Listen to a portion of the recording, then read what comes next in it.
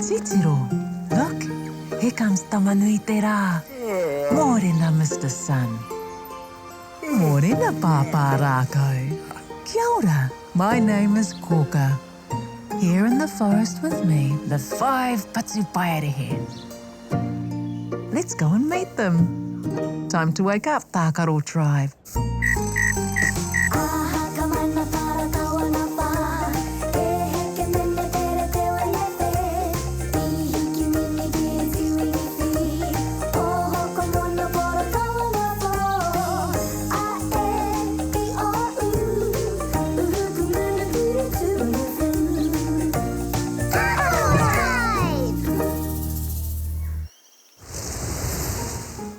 Karawe, nice one. You're all at the Pāpā Tākaro. Anna, the tarere swing is fun. Higher. You two be careful not too high. Someone might get hurt. We will, Kōkā. Can I have a turn on the swing now, or? Aye, here you go. Your turn. I'll push you. Ooh, my puku is flashing. Ko Pāpā Rākau tēnei. Kia ora, Pāpā Rākau. Kia ora, Is everyone there? Aye. Me ētahi. Me too. Ngā mihi, Tākaro Tribe. You too, Wao. You're very special. Ngā mihi e pā. Pāpaka, Crab, has invited you to the beach to play. But you must visit Kōkā first. Ka pai. Let's go see Kōkā.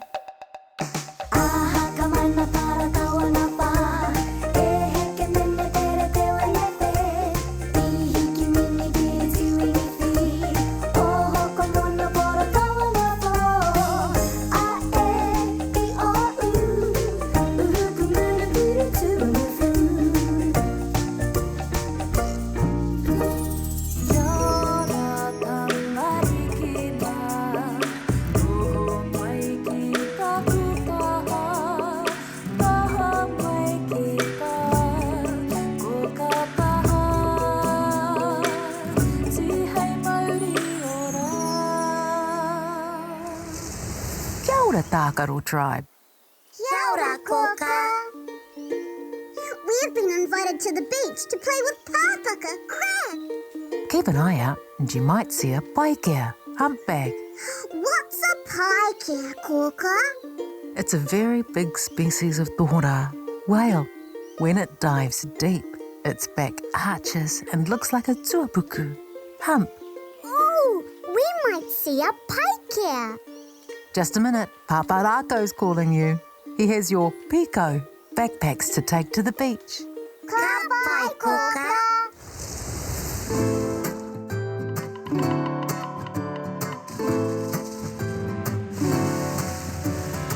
Amariki mā, noho mai ki aku kakiaka, whakarongo mai ki ngā kōrero. O te ao marama aue. Tākaro Tribe. You've arrived. Small problem, Pāpā Rākau. How do we get to the beach? Pooh will take you. She won't be long. Yay! What did Kōkā tell you? To watch out for a great big paikea. Do you know what a paikea looks like? We know it's a species of whale. Let's take a look. What colour is the paikea? Humpback. It's kiwi grey on top and has a white puku. Ka rawe, Ngāti Tākaro. Out of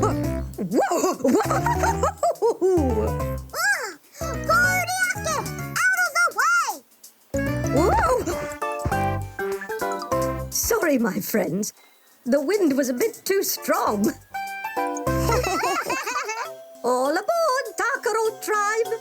Don't forget your recycling bags. Aye. you can collect pepper, paper. E, you collect the krahe, glass. E, you're on kena, cans. Or you collect parakai, waste food. And U, the plastics. Ka pai, Pāpā Rākau. It's time for our karakia. North wind blow gently, keep things firm ashore and at sea. 'Tis the place of Tangaroa, spreading to wide oceans, to long oceans. 'Tis the large domain of Tangaroa. Be on the watch, Pooh. You might see a paikea, humpback. Ka pai. All aboard Tākaro Tribe. We're off. E noho rā, Pāpā Rākau.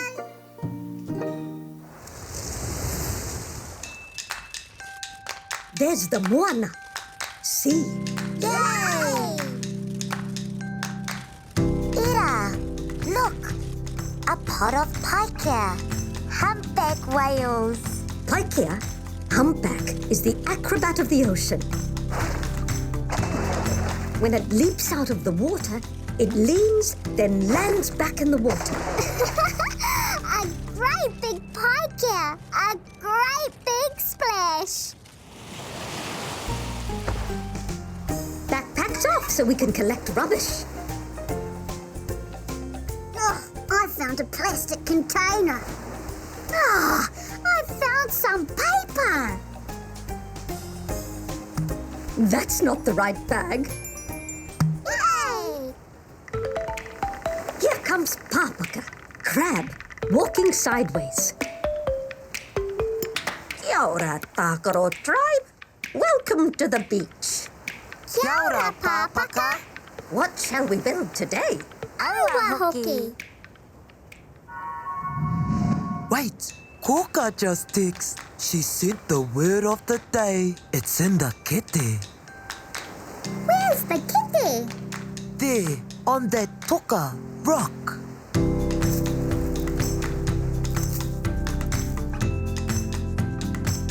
Huh? A, E, K, E, A. Pai, kia. Paikea. Paikea is the word of the day. Let's make a paikea. Humpback. I'll make the outline of Paikea. You can all fill it in with sand. Pāpaka's pincers, kuku, are like that. We've made a nice Paikea, Tākaro Tribe. It's good the mahi tahi work together. Thanks for the invitation and your help. I'm off home. Hei konei rā. Bye. Ka kite anō, Pāpaka. Ugh, our hands are dirty. Let's wash them.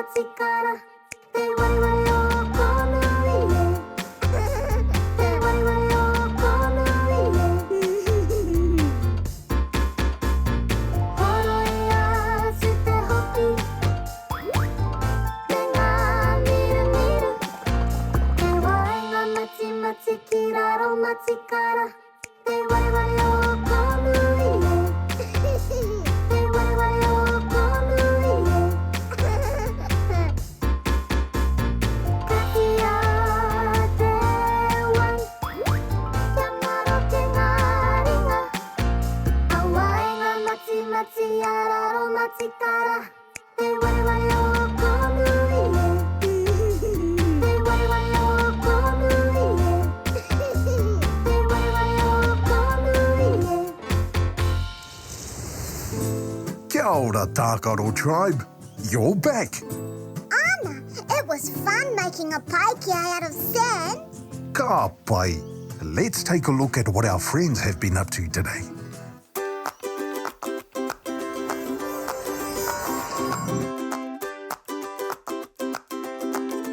Paikea.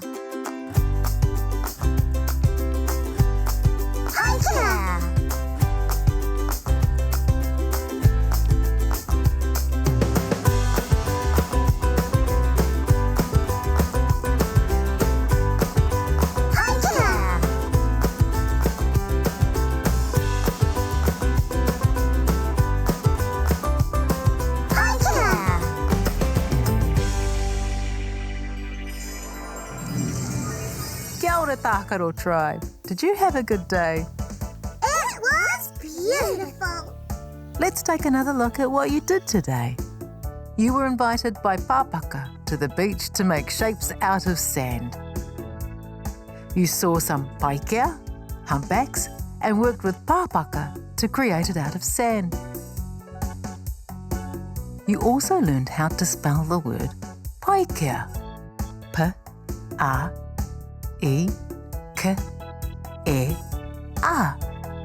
Paikea. Now that was a beautiful day.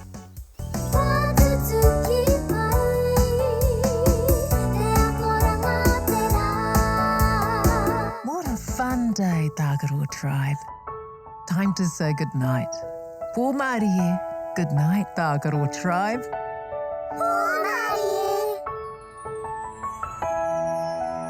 Roia tō mata, parai he hia o niho, kuhuna o kakamoe pō Māori e kuhu ki te moenga, takoto iho ki raro, e pai ai o moe moe ia.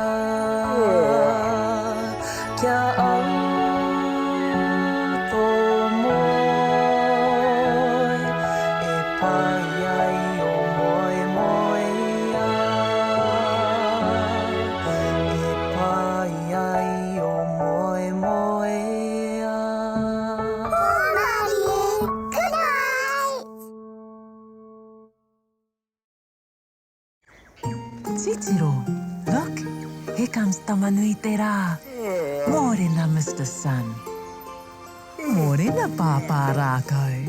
Kia ora, my name is Kōkā. Here in the forest with me, the 5 Patupaiarehe. Let's go and meet them. Time to wake up, Tākaro Tribe.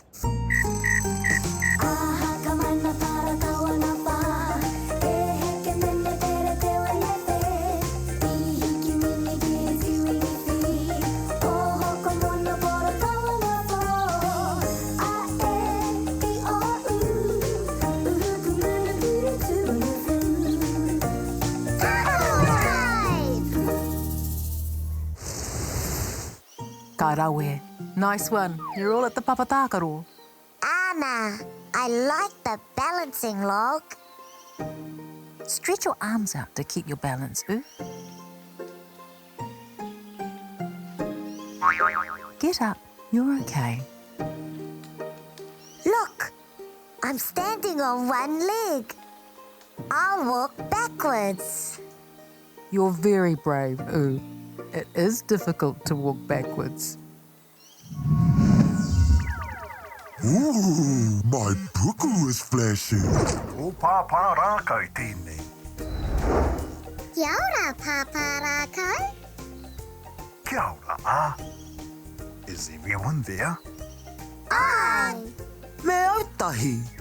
Me too. Ngā mihi, Tākaro Tribe. You too, Wao. You're very special. Ngā mihi, Pa. Mama and Pepe Moa have invited you to the beach to play. But you must visit Kōkā first. Ka pai, let's go see Kōkā.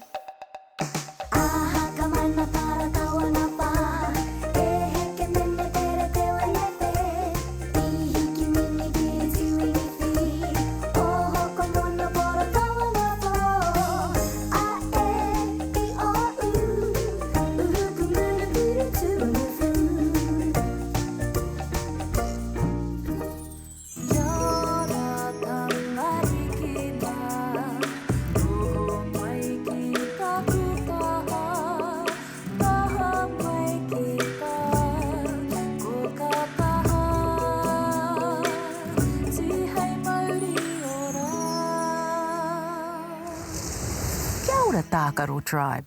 Kia ora, Kōkā. We've been invited by Mama and Pepe Moa to the beach to play. You might see a kākahi, orca.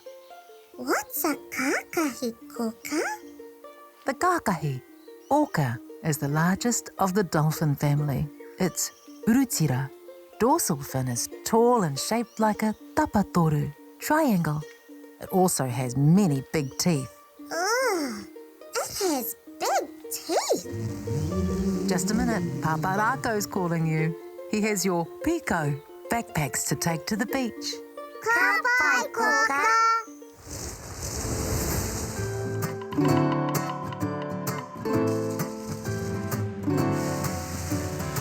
Amariki mā, noho mai ki aku kakiaka, whakarongo mai ki ngā kōrero o te ao marama. Aue. Ah, Tākaro Tribe. You've arrived. Small problem, Pāpā Rākau.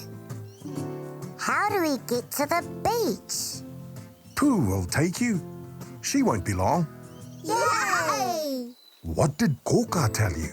To watch out for a kākahi. Orca. Do you know what a kākahi, orca, looks like? We know it's from the dolphin whānau and it has big teeth. Let's take a look. What colour is the kākahi, orca? It's purple, black and white. Ka rawe Ngāti Tākaro. Oh! Whoa!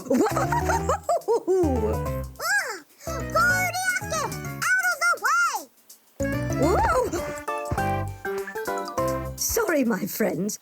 The wind was a bit too strong. All aboard, Tākaro Tribe. Don't forget your recycling bags. Aye. Ah, you can collect pepper, paper. Aye. You collect the krahe, glass. Aye. You're on kena, cans. Or you collect parakai, waste food. And the plastics. Ka pai, Pāpā Rākau. It's time for our karakia. North wind blow gently, keep things firm ashore and at sea. 'Tis the place of tangaroa, spreading to wide oceans, to long oceans. 'Tis the large domain of tangaroa. Don't forget, watch out, Pooh. You might see a kākahi, orca. Ka pai. All aboard, Tākaro Tribe. We're off. E noho rā, Pāpā Rākau.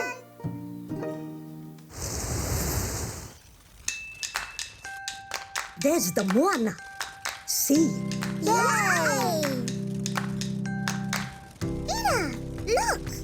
A whānau of kākahi, orca. It's blowing water from the top of its head. Anna. That's the kākahi. Orca's pōngaiuhi, nostril. It comes up to the surface to breathe. Kākahi are like us. They don't breathe underwater. Backpacks off so we can collect rubbish. Oh, I found a can. I found some plastic. That's not the right bag. Yay!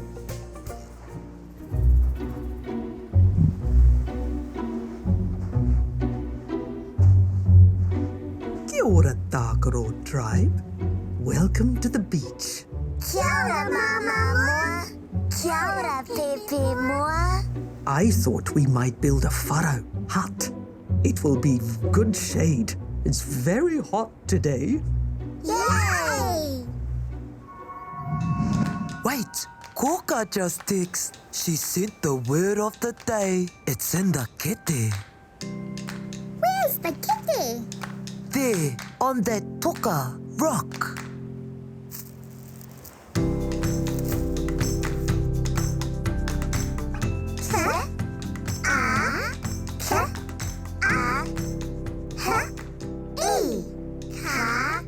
Kākahi. Kākahi. Kākahi is the word of the day. Mama Moa's building the hut. Let's go and Nāwhina. Help out.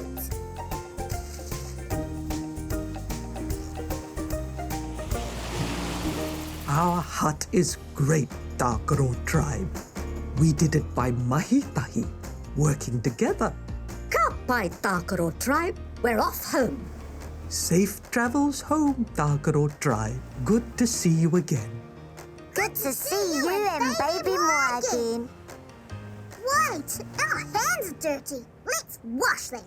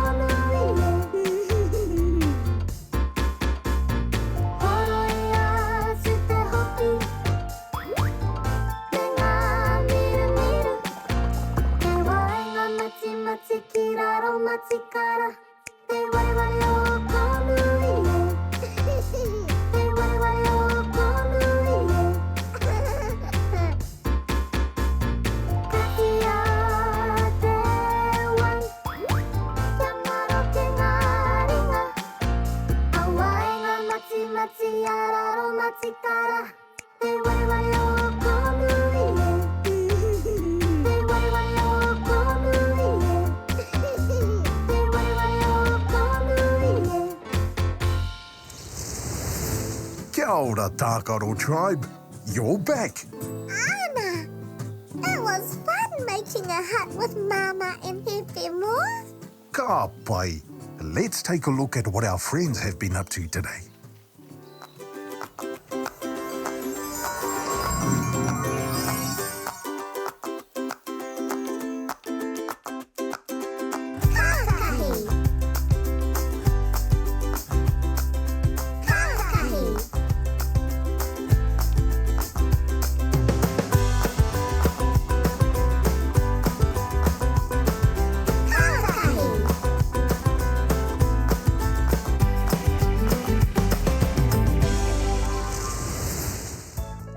Kia ora, Tākaro Tribe.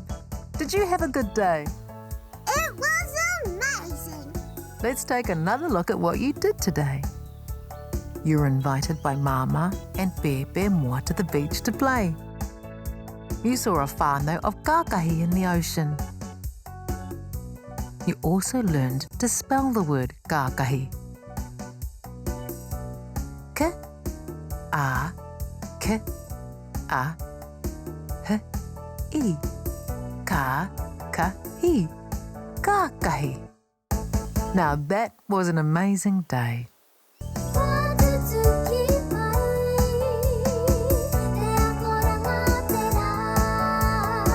What a fun day, Tākaro Tribe. Time to say goodnight. Pō Māori e, good night, Tākaro Tribe.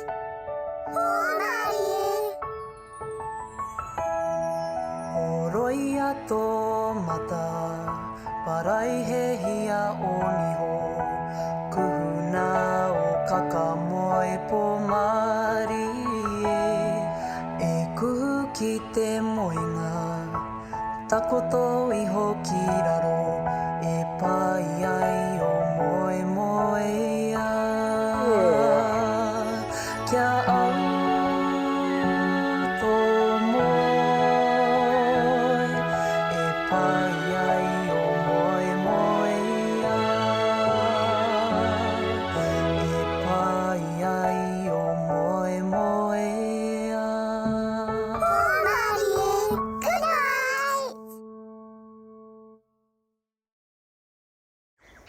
Titiro, look, here comes Tamanui te rā. Morena, Mr. Sun. Morena, Pāpā Rākau. Kia ora, my name is Kōkā. Here in the forest with me, the 5 Patupaiarehe. Let's go and meet them. Time to wake up, Tākaro Tribe. Aha, kamana para kawana pa. E he ke mene tere te wene pe.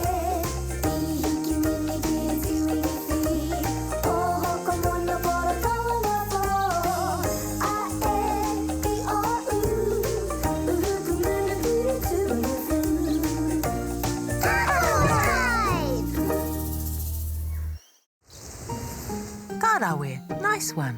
You're on the reti slide, eh? Ooh, Anna! The reti slide is great. It's nice and high. Slide down with your hands on your pona, knees.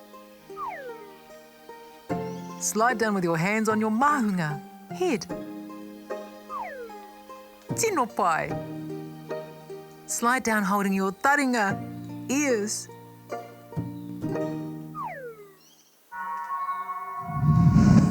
Ooh, my puku is flashing. Ko Pāpā Rākau tēnei. Kia ora, Pāpā Rākau. Kia ora, a. Is everyone there? Ai. Me ētahi. Me too. Ngā mihi, Tākaro Tribe. You too, Wao. You're very special. Ngā mihi e pā. Pāpaka, Crab, has invited you to the beach. His friend Aihe needs help, but you must visit Kōkā first. Ka pai. Let's go see Kōkā.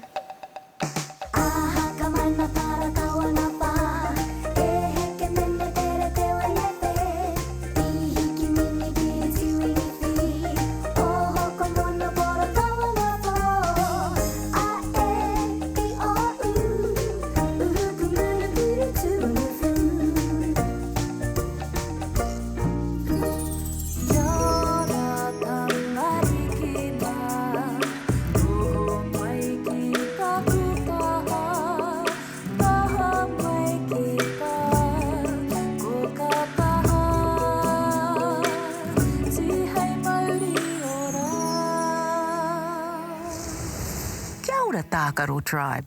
Kia ora, Kōkā. Pāpaka has invited us to the beach. One of his friends needs help. Be alert when you go. You might see a pod of aihe, dolphins. What's an aihe, Kōkā? It likes to toremutu, dive up and down, and make a big splash when it leaps out of the water.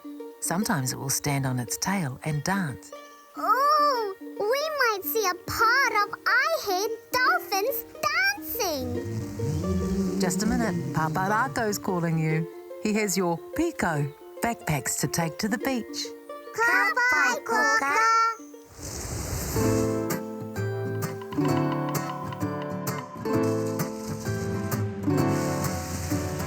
Mamariki mā, noho mai ki aku kakiaka, whakarongo mai ki ngā kōrero o te ao marama. Aue. Ah, Tākaro Tribe. You've arrived. Small problem, Pāpā Rākau. How do we get to the beach?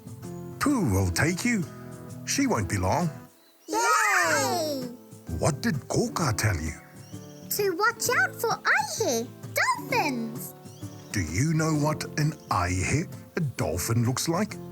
We know it likes to toremutu, dive up and down, and dance on its tail.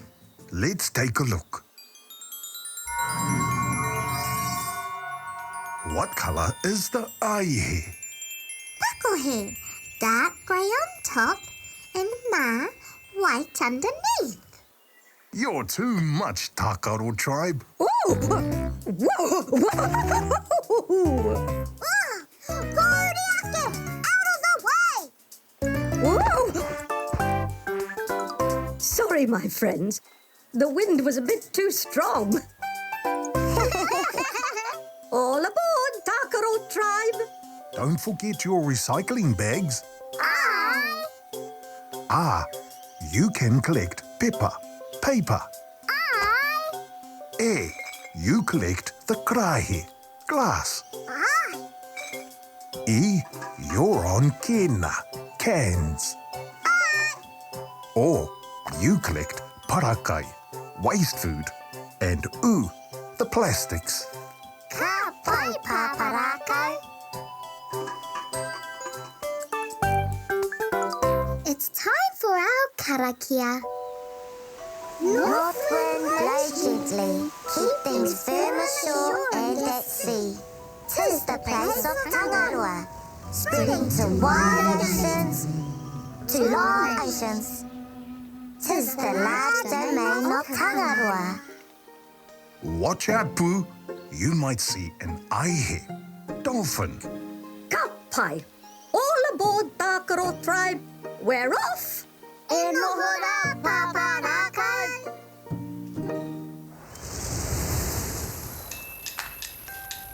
There's the moana. See? Yay! Ira, look! A pod of aihe, dolphins.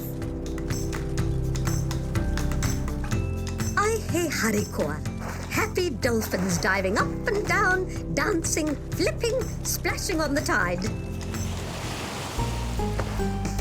Backpacks off so we can collect rubbish. I found a can. I found some food waste. That's not the right bag. Yay! Here comes Pāpaka, crab, walking sideways. Kia ora, Tākaro Tribe. Welcome to the beach. Kia ora, Pāpaka. Thank goodness you're here. What's the problem, Pāpaka? Wait, Kōkā just texted. She said the word of the day. It's in the kete. Where's the kitty? There, on that toka rock.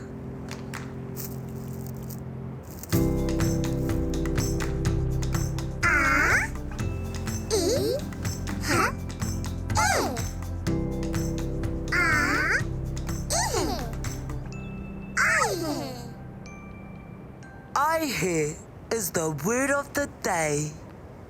Word of the day and problem of the day. Follow me. Poor Aihe. There's plastic caught around his snout. Hold on, Aihe. We're coming. Pāpaka, cut through the plastic with your kuku. Pincers.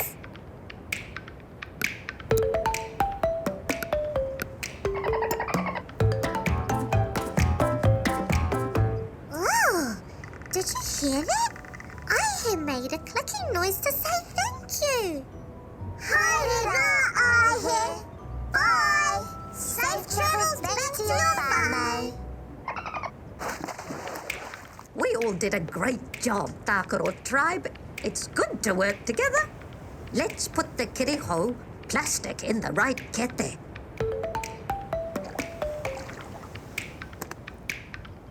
Through mahi working together, the job gets done. I'm off home. Hei konei rā. Ugh, our hands are dirty. Let's wash them.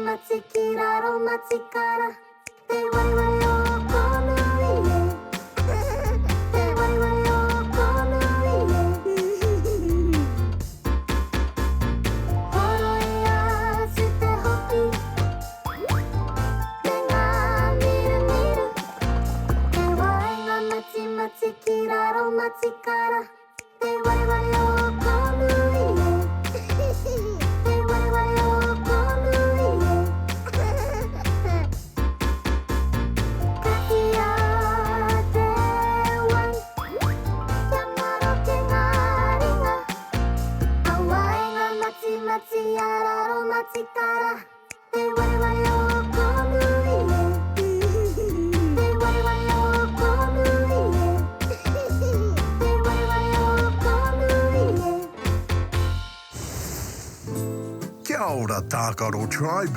You're back. Let's take a look at what our friends have been up to today.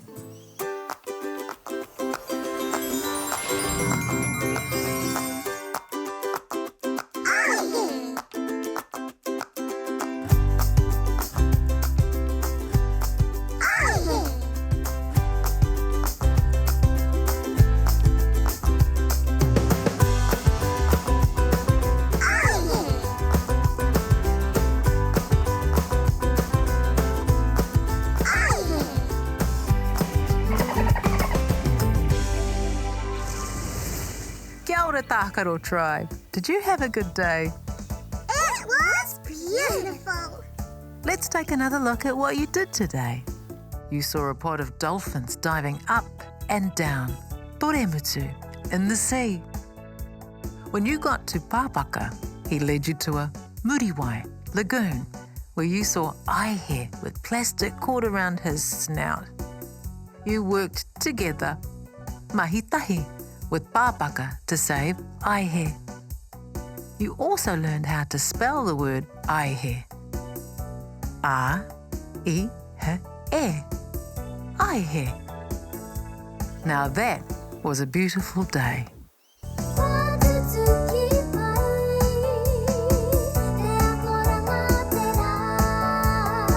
What a fun day, Tākaro Tribe. Time to say goodnight. Pō Māori, good night, Tākaro Tribe.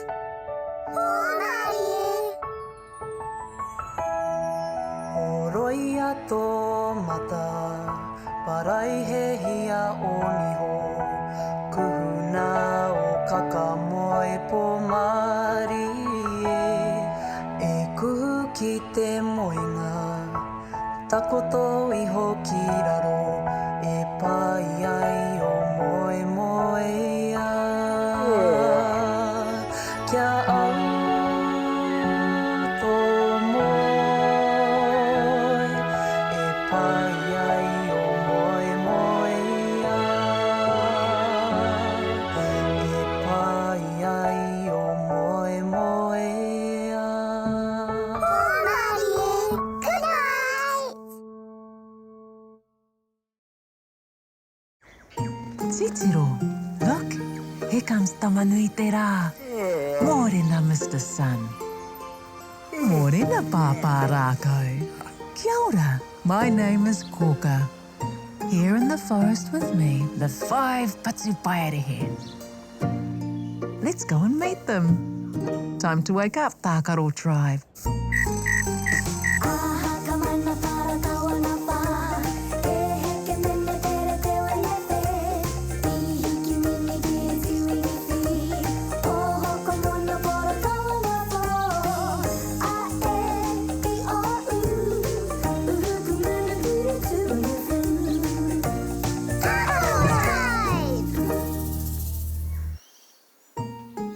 Karawe, nice one. You're all at the Pāpā Tākaro.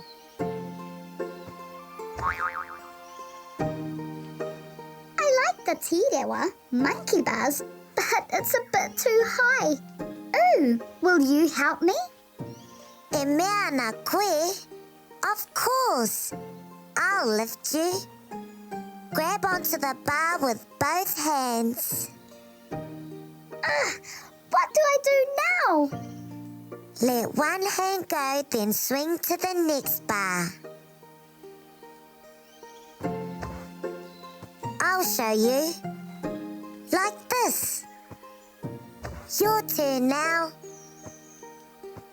Thank you for helping me, Oo. I know what to do now. Ooh, my puku is flashing. Ko Pāpā Rākau tēnei. Kia ora, Pāpā Rākau. Kia ora, Is everyone there? Ai. Me ētahi. Me too. Ngā mihi, Tākaro Tribe. You too, Wao. You're very special. Ngā mihi rā. Mama and Pepe Moa have invited you to the beach to ride ngaru, waves. But you must visit Kōkā first. Ka pai, let's go see Kōkā. Pāpā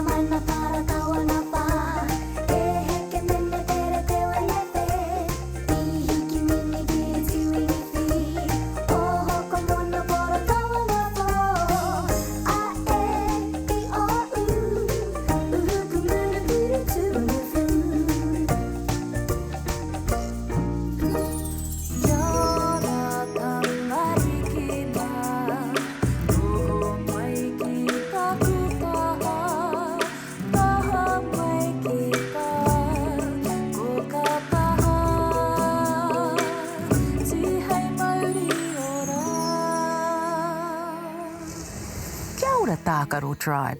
Kia ora, Kōkā. Mama and Pepe Moa have invited us to the beach to ride the ngaru waves. Keep an eye out. You might see a tōrea, oyster catcher. What's a tōrea, Kōkā? A shorebird. Some are all black and some are black and white. Tōrea like to fly just above the ngaru waves. Oh, we might see a tōrea. Just a minute, Pāpā Rākau's calling you. He has your piko, backpacks to take to the beach. Ka pai, Kōkā.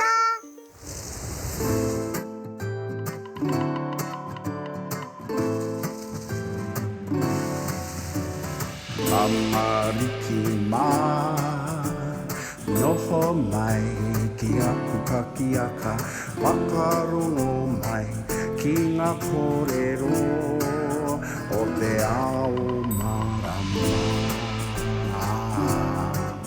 Aue. Ah, Tākaro Tribe. You've arrived. Small problem, Pāpā Rākau. How do we get to the beach? Pooh will take you. She won't be long. Yay! What did Kōkā tell you? To watch out for the tōrea oyster catchers. Do you know what a tōrea, oyster catcher, looks like? Some are all black, and some are black and white. Let's take a look. You were right about the colour of its body. But what colour are their eyes? Fiddle, red. What about their legs? Fiddle, pink. You've done well, Tākaro Tribe. Ooh! Whoa! Kōriake, out of the way! Whoa! Sorry, my friends. The wind was a bit too strong. All aboard, Tākaro Tribe. Don't forget your recycling bags. Aye. Ah, you can collect pepper, paper. Aye. You collect the krahe, glass. Aye. You're on kena, cans. Or you collect parakai, waste food. And the plastics. Ka pai, Pāpā Rākau. It's time for our karakia. North wind blow gently, keep things firm ashore and at sea. 'Tis the place of Tangaroa, spreading to wide oceans, to long oceans. 'Tis the large domain of Tangaroa. Watch out, Pooh. You might see a tōrea, oyster catcher. Ka pai. All aboard, Tākaro Tribe. We're off. E noho rā, Pāpā Rākau.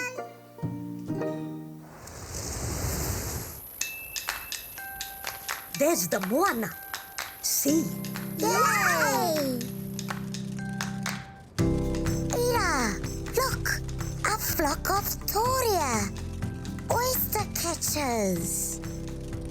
Their heads are bobbing up and down, mārangaranga to say hello to us. Kia ora, tōrea. When the tide goes out, the tōrea strikes. A very famous saying. They strike at shellfish to open them to eat. Backpacks off so we can collect rubbish. Oh, I found a can. I found a glass container. That's not the right bag. Yay! Got it right this time.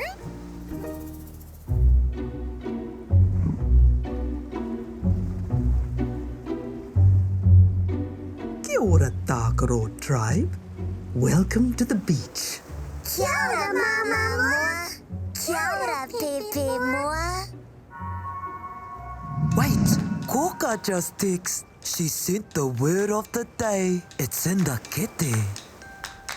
Where's the kitty? There, on that toka rock.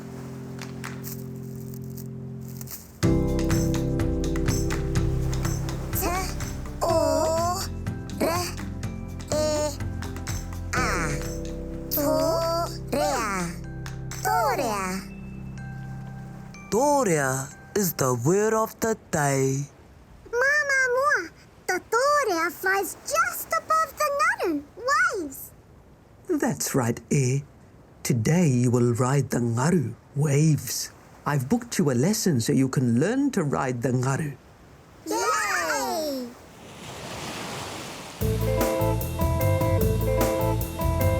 Mama Moa, we're ready to ride the ngaru waves.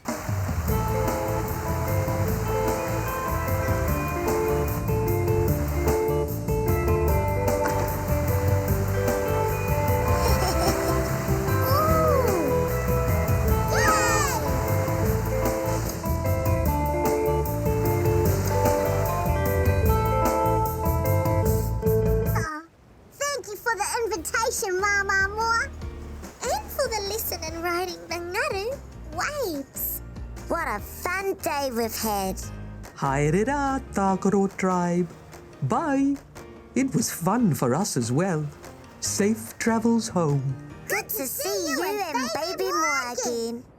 Wait, our hands are dirty. Let's wash them.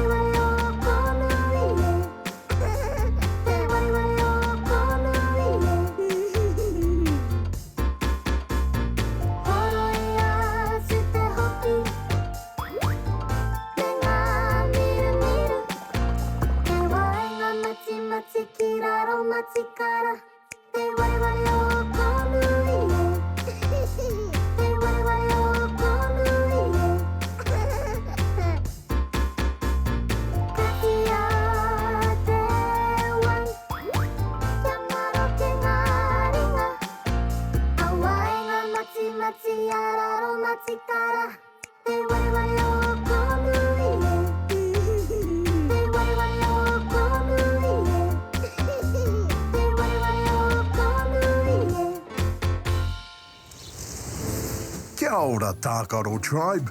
You're back. Anna, it was fun learning how to ride the ngaru waves. Kaore kore. I'm sure it was. Kia ora, Tākaro Tribe. Did you have a good day? It was amazing. Let's take another look at what you did today. Mama and Pepe Moa invited you to the beach to learn how to ride the ngaru waves and to learn some rules for staying safe in the water. You saw some tōrea, oyster catchers, breaking open shellfish to eat. You also learned how to spell the word tōrea. The, o, re, e, a. Tōrea. Now that was an amazing day.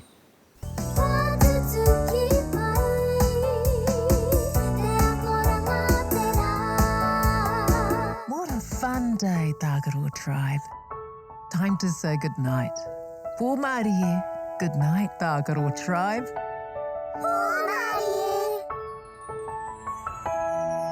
Oroia tō mata, paraihehia o niho, kuhuna o kakamoe pō Mārie, e kuhu ki te moinga, takoto iho ki raro, e pai ai o moe moea. Kia au tō moe, e pai ai o moe moea. E pai ai o moe moea. Good night. Titiro, look, here comes Tamanui te rā. Morena, Mr. Sun. Morena, Pāpā Rākau. Kia ora, my name is Kōkā. Here in the forest with me live 5 Patupaiarehe. Let's go and meet them. Time to wake up, Tākaro Tribe. Aha, kamana para kawana pa.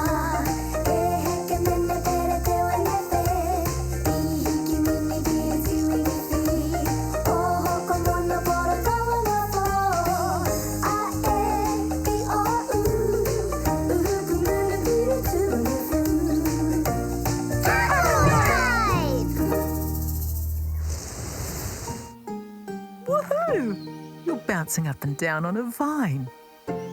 Ana, aka, vines are strong. They won't fatty, snap.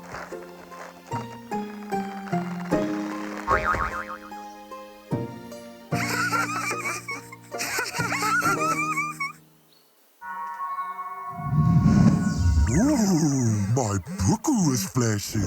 Ko Pāpā Rākau tēnei. Kia ora, Pāpā Rākau. Kia ora, Is everyone there? Aye. Me ētahi. Me too. Ngā mihi Tākaro Tribe. You too, Wao. You're very special. Ngā mihi e pā. Mama and Pepe Moa have invited you to the beach to do some cloud kapua watching. But you must visit Kōkā first. Ka pai, let's go see Kōkā.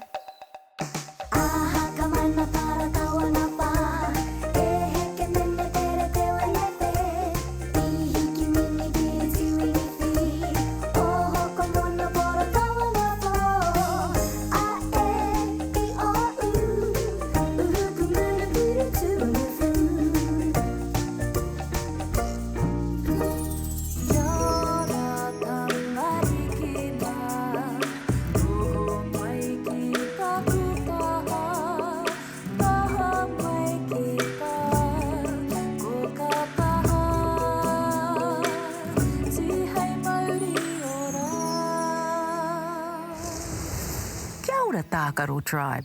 Kia ora, Kōkā. Mama and Pepe Moa have invited us to the beach to tiro kapua, cloud watch.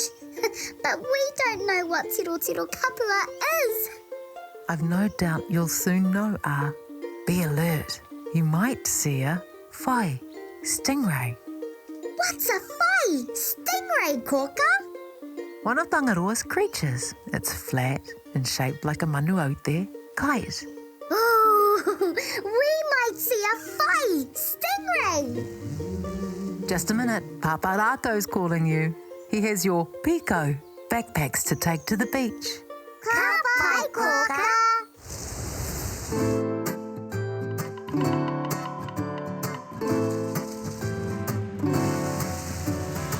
Amariki mā, noho mai ki aku kakiaka, whakarongo mai ki ngā kōrero o te ao marama.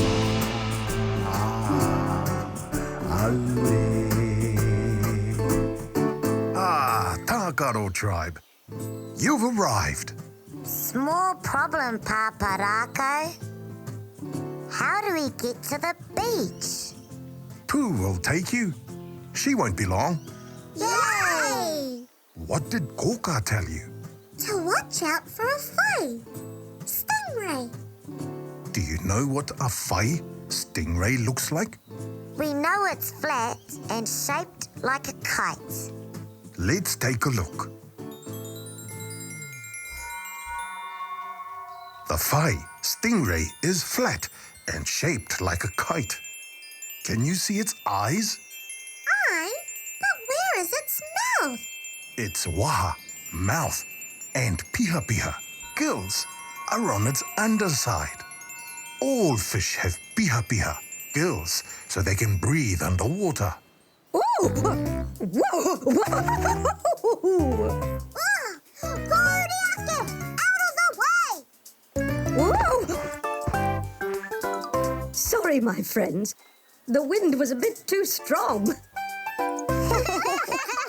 All aboard, Tākaro Tribe! Don't forget your recycling bags. Aye! You can collect paper. Aye! You collect the krahe, glass. Aye! You're on kena, cans. Or you collect parakai, waste food. And the plastics. Ka pai, Pāpā Rākau. It's time for our karakia. North wind, blow gently, keep things firm ashore and at sea. 'Tis the place of Tangaroa, spreading to wide oceans, to long oceans. 'Tis the large domain of Tangaroa. Don't forget, watch out, Pooh. You might see a whai, a stingray. Ka pai. All aboard Tākaro Tribe. We're off. E noho rā, Pāpā Rākau.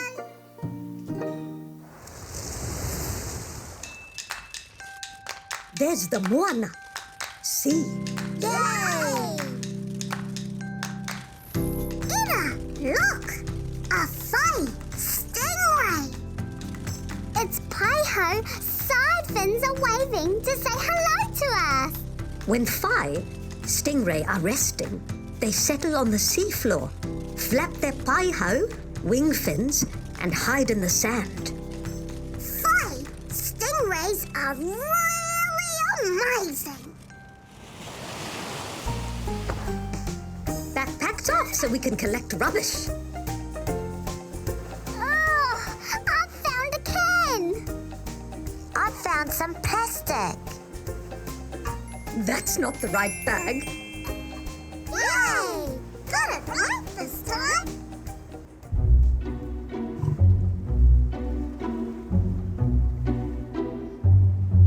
Kia ora, Tākaro Tribe. Welcome to the beach. Kia ora, Mama Moa. Kia ora, Pepe Moa. Ka pai.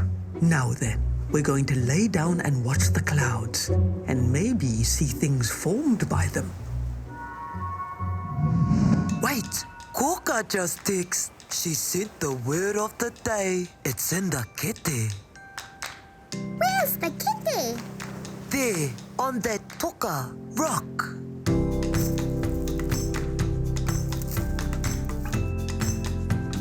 Whai.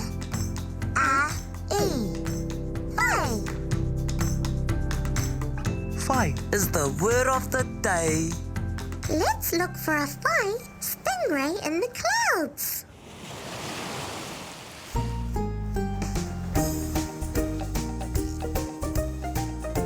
Ira, I can see a whai. We can both see a pakia, humpback. We can both see a kakahi, orca. Pepe more and I can see a torea, oyster catcher. It's time for us to go home, Tākaro Tribe. It was really good to see you again. Good to see you and baby Moa again. Wait, our hands are dirty. Let's wash them.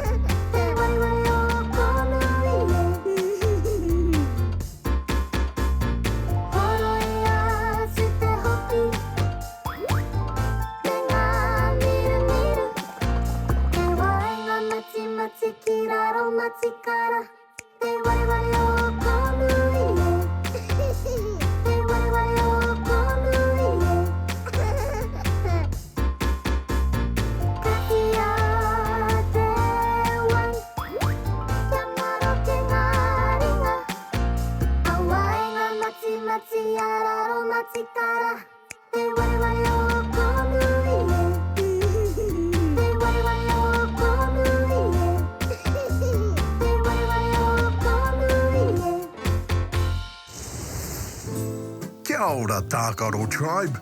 You're back. We had great fun watching the clouds with Mama and Pepe Moa. Ka pai. Let's take a look at what our friends have been up to today.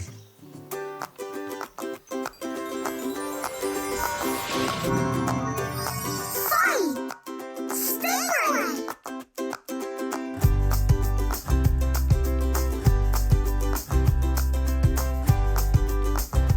Whai! Stingray!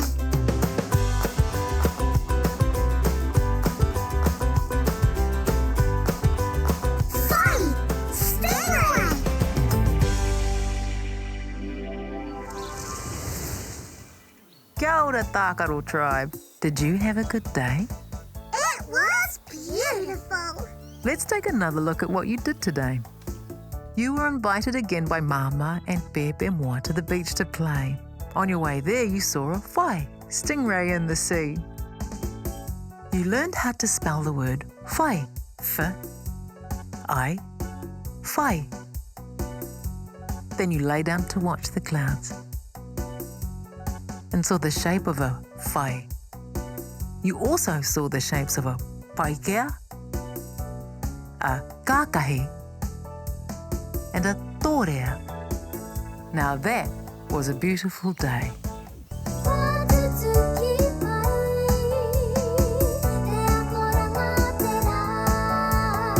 What a fun day, Tākaro Tribe. Time to say good night. Pō Māori e, good night, Tākaro Tribe.